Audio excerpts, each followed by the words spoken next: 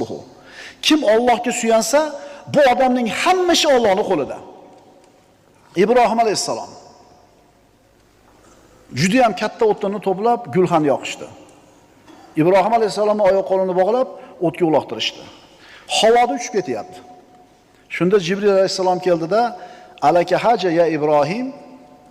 Ibrohim, menga bir hojatingiz bormi? "Ha, ushlab qoling" demadi. U sekundlarda bo'lyapti bu ish. Havoda gaplashyapti buni. Uchib ketyapti, hozir yarim sekundda tushadi o'tga. Sizgami dedi.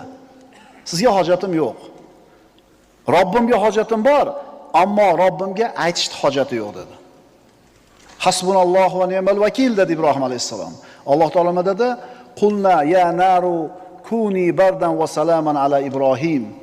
Ey o't, Ibrohimga sovuq va salomat bo'ling dedi. Nima uchun? Hasbunallohu